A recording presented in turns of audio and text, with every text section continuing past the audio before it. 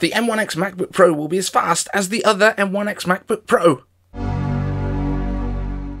I'm iCave Dave and I simplify Apple so that everything just works for you, and if you want the latest Apple news, leaks and rumours every weekday at 12 UTC, like this video, subscribe to the channel and ring that bell. The M1X will be as fast as the M1X, reports all of the Apple news websites that are really suffering in this news drought. I'm not really sure what people were expecting to see, but it's kind of like they didn't learn anything from the M1 MacBook Air and the M1 MacBook Pro and the M1 Mac Mini. It seems with them, the M1 is just as fast as the M1, so the M1X matching its own performance shouldn't have really come as much of a surprise.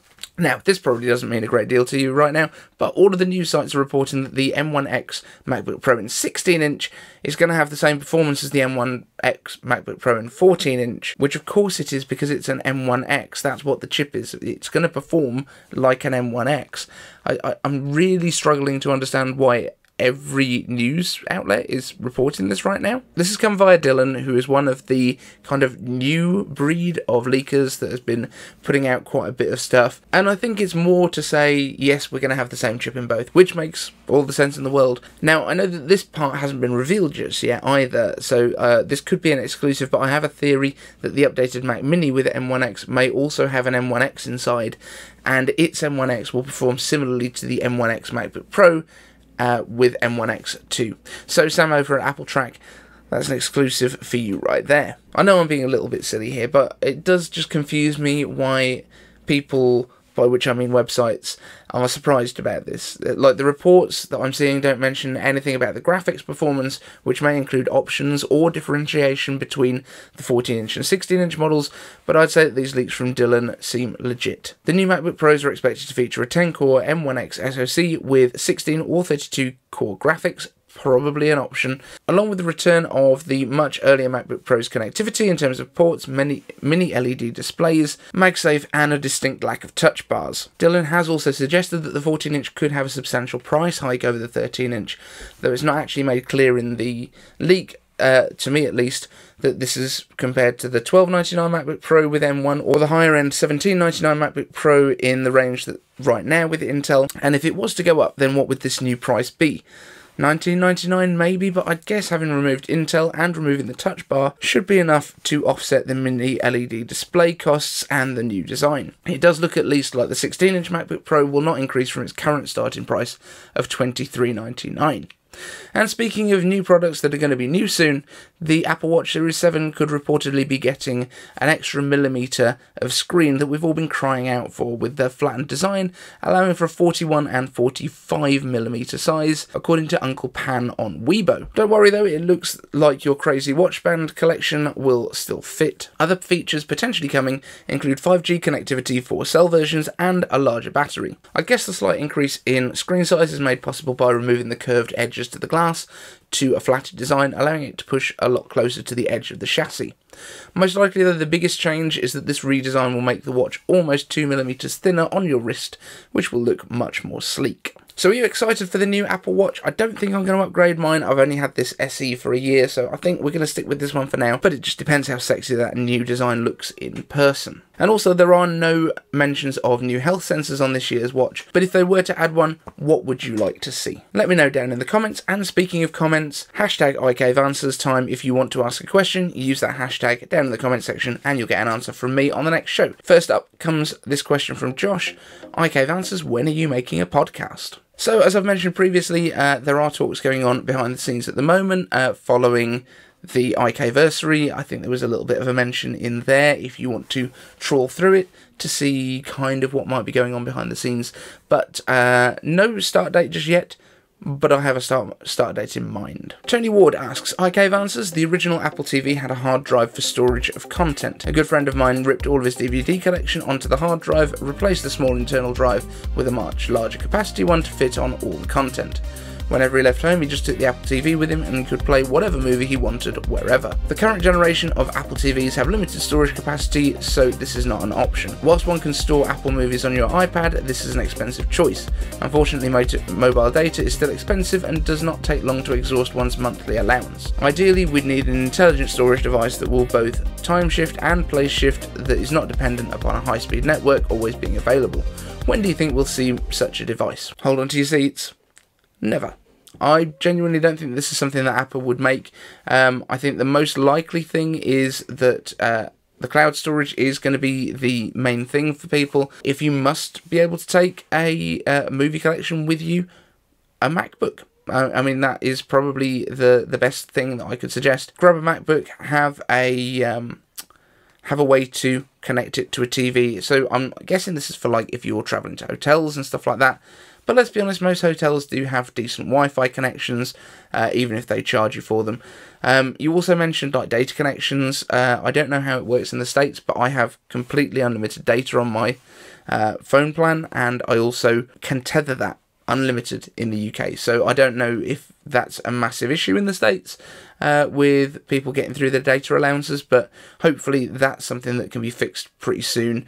And also I think one of the next things that we will see is potentially Starlink that you can take with you. So maybe you could have a Starlink built into your car and connect to that as a Wi-Fi hotspot. So you could actually have unlimited mobile data wherever you are. I think that might be the future more than just chunky hard drives that you can carry around to play videos off. I genuinely don't think there's that many people these days that are trying to kind of hoard a big collection of videos that they store locally and then take with them. I think it's more about streaming with Apple TV, with Netflix, with Hulu, all the other services that are out there right now. Alan B Unboxings and News asks, iCave Answers, what do you think about Apple bringing back the eMac, the iBook, the PowerBook, the PowerMac, the Apple AirPod Extreme, and the Apple Time Capsule Extreme? Notice I was surprised by the Extreme on the end of there, because I don't think Time Capsule's ever had Extreme at the end of the name. But I've mentioned before that I would love them to bring back these names. I think the eMac would be an amazing thing to come back, but only if they use a CRT display. It should be a massive lump on your desk. Like, obviously these products are not going to come back with PowerPCs inside, but I like the idea of bringing back some of the old names. Like, Apple's brought back a lot of the old design cues in the current iMac, and I'm looking forward to more of those kind of nods to the past coming back soon. John Malkin asks, iCave Answers, why are some saying the M2 will be in the MacBook Pros and the M1X in the Mac Mini Pro? Doesn't make any sense. Some people are saying that because some people are wrong.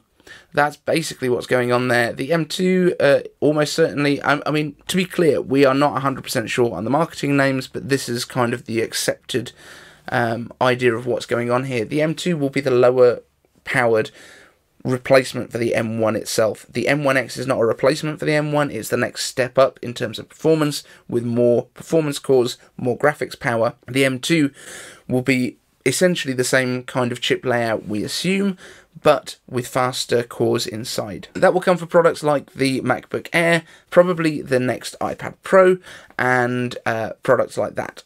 I'm guessing there will also be a Mac Mini with it. Josh asks, iCave Answers, do you think the iPhone 13 will come in matte colours? I don't know. I mean, Apple could easily switch up the Pros to have a glossy finish and the cheaper iPhones to have a matte finish, but I think the matte finish does look more premium. I think it's unlikely, but I wouldn't be surprised if, like, it wouldn't be too hard though to get basically a matte screen protector that you can put on the back of the phone that then makes that matte effect. That shouldn't be too hard. All you'd need to do is cut out around the camera bump, and that would work really nicely. Marcin Kowalczyk asks, iCave Answers, do you think that the recent shipping hubs getting closed down due to COVID will affect Apple products' release schedule and or pricing? I can't see the pricing changing because of any of this. I think release schedule, I don't think Apple will have any problems with it. As long as they can get the products out of the factory, they'll be able to move them to other shipping hubs. In general, I don't think huge amounts of deliveries have been affected by these shipping hubs. I'm guessing this is in China, but I'm not aware of these shipping hub closures anyway. I'm sure Apple has contingencies in place for this kind of thing. John Malkin asks, iCave Answers, will the line blur between Mac Mini Pro and Mac Pro? Power and expandability is different, and power might be less of an issue. I'm not sure that the M1X Mac Mini is going to be called a Mac Mini Pro. I think it's just going to be called Mac Mini with M1X. I think that's just more likely to be what they do. Mac Pro, it doesn't look like we're going to get one until the end of 2022, according to the latest rumours. But the Mac Mini certainly isn't going to be expandable. I'm not even certain that the Mac Pro is going to be particularly expandable. I know that's always been the way it's been in the past. It just doesn't sit right that that's the way that they're going to do it. I have a feeling, though, that it might look a bit more like a taller Mac Mini, and then potentially have additional kind of stackers, a little bit along the lines of the old hi-fi units where you would stack different modules. So you'd have your amp module, you'd have like a tape deck module, a record module on top, and a CD module that you'd just attach kind of stacked up together, attach them all at the back. I feel like that's what they might do with the Mac Pro rather than having a single chassis that you plug chunks into. We just don't know, and it depends what they're going to do in terms of an equivalent of fabric perhaps that you can attach these together with. I don't think that Thunderbolt is going to cut it for that kind of stack. But in terms of heat generation, yeah, I don't think it's going to be a massive issue. But I would expect that the Mac Pro, which we expect to have multiple SoCs together, so potentially 2 or 4 M1X or M2X modules inside, that is going to produce a bit more heat, but I'm sure Apple has a plan for getting rid of that because it's their own design. They know what thermal envelopes they're working with this time. It's not like the MacBook Pros we've had in the past, where Intel just couldn't get the thermal profiles of the chips low enough to work within the chassis. And Tony Ward asks, iCave answers, I've always wanted to have multi-room audio playback and thought about purchasing Sonos speakers to do this. Recently I've been trying to fully understand Apple's AirPlay 2, which should be able to achieve the same result. The old Airport Express had an audio input jack, so one could connect existing speakers into my home network. Both the HomePod and the HomePod Mini can be set up as a stereo pair and placed in different rooms in one's home. If I connect my pair of HomePods to my TV, I can get better sound than I would get from my TV alone. This only allows me to add one pair of speakers. Is it possible to send the sound output to both sets of Apple speakers via AirPlay 2? That's something that I've never really tried to do, although with AirPlay 2 you should be able to send audio from one source to multiple sources. It might be something that you would have to set up in HomeKit, but as I've said in the past, I find HomeKit and the Home app really quite confusing, along with what devices you can use with it, and I've only got one HomePod here, so it's not something that I can test for you, but I'm going to open this one up to the floor. If there's anyone out here who is doing a lot with audio, I know we've got some kind of audio engineer type people here, I don't know who has got multiple HomePods, but I would love to hear anyone's opinions on this, whether you can sort of build a surround sound kind of setup using HomePods. And that's it for today's show, guys. Thank you so much for joining us, and we will see you in the next one. Don't forget to subscribe and like. Thanks. Don't forget. Come back. Press the button.